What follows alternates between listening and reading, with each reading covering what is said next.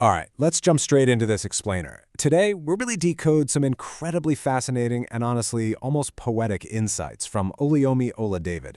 We're pulling these directly from her work Simplicity is Noble, and we're piecing them together into this structured philosophy for both life and leadership. Look, if you've ever felt completely burned out or just overwhelmed by how insanely complex modern problem solving can be, you're going to find her approach super refreshing. We'll be breaking down exactly how she maps out the absolute undeniable sequence of human progress. So, kicking things off, we have this really powerful quote: "Vitality precedes growth. Faith comes before development." She's laying down a totally non-negotiable order of operations here. It's kind of like a law of gravity for personal growth. You literally cannot have external development without that internal faith. And you absolutely can't have outward growth if you don't have foundational vitality first. You got to have that core energy before you can even think about expanding.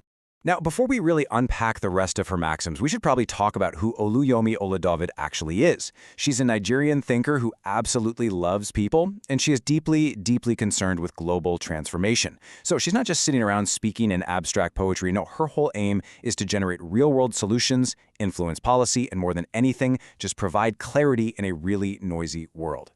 And you know, her drive for global change, it isn't just some secular ambition. It's completely anchored in her faith. When she's contemplating all these insights, she refers to her Father God as the ruler of the universe. She relies on him as the ultimate driver, or, as she so beautifully puts it, the wheel within her wheels. That spiritual foundation is literally the lens she looks through for every single step of personal and global progress. Okay, moving right along to the inner foundations. So in her framework, she makes it crystal clear that internal readiness has to happen first. Check out this sequence. Surrender precedes salvation. Prayer precedes wisdom. Thought comes before action. She is heavily emphasizing that spiritual surrender, deep contemplation, and just intentional thought are absolute, non-negotiable prerequisites for any kind of external success. You literally can't skip these steps. You can't just hack your way to wisdom without prayer, and you definitely shouldn't be jumping into action before you've actually thought it through. Actually, there's this really cool mechanic she uses a lot in her writing. She frequently uses the word relegates, meaning to push something down to an inferior rank. And this brilliantly shows how positive internal traits actively push out the negative ones. For instance, gaining true insight actively relegates rebellion. So by doing the hard internal work to gain insight, you're essentially starving out the very urge for chaotic rebellion. It simply has no room left to operate. Right, and this active displacement?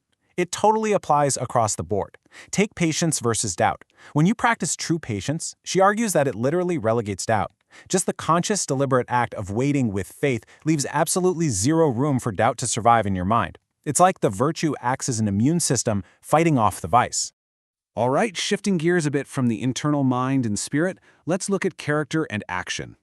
Which brings us to the core, titular phrase of our whole work: simplicity heralds nobility. This is her ultimate anchor point. Think about how wild that is in our modern world. We are constantly equating complexity with intelligence, right? And hustle with success. But she completely challenges that burnout culture, suggesting instead that true nobility, like real high character, is actually found in straightforward, uncomplicated living and just having pure intentions. And thinking about our daily grind, she hits us with that powerful verb again, saying industry relegates sloth. If you want to beat laziness, you don't just sit around wishing it away. You get up and embrace industry. You embrace hard work. The active, undeniable presence of diligent industry completely sidelines sloth. And honestly, she applies that exact same logic to our moral compass. Truth relegates perversity.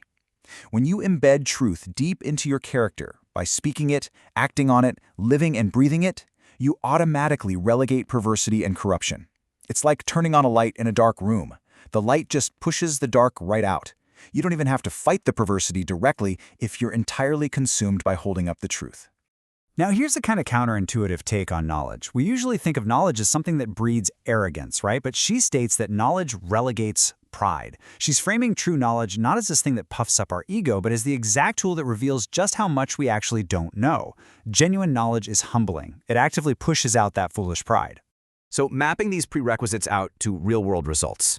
In her very policy-minded view, you literally cannot cheat natural laws. You have to do the foundational work before you get the reward.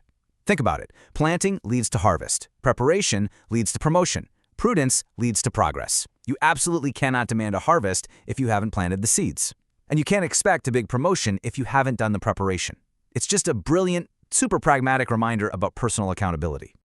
Finally, let's scale her philosophy outwards and take a look at leadership and community. Since she's so dialed in on global transformation, she insists that you simply cannot build a stable community by skipping steps. Notice the sequence she uses here. Unity precedes community. Peace comes before stability. Gratitude precedes welcome.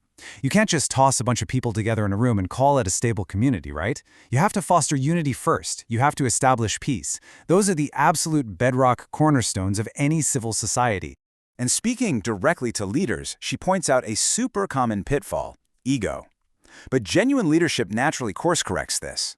She states that influence relegates vanity. Look, if you're genuinely focused on positively influencing the people around you, that shallow obsession with your own vanity just completely vanishes. True influence demands a focus on others, which leaves absolutely no room for self-centered vanity.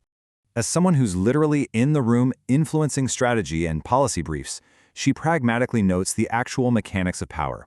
First off, receipt comes before accountability. Basically, you cannot hold a system or a person accountable until there's an actual acknowledgement, a receipt of responsibility. Plus, she notes that life embraces purpose. A leader's job isn't just micromanaging, it's about aligning life and energy toward a really meaningful, purposeful direction. We're going to wrap up this explainer with her absolute most provocative thought on leadership. Power reveals the soul. It doesn't corrupt it, it reveals it.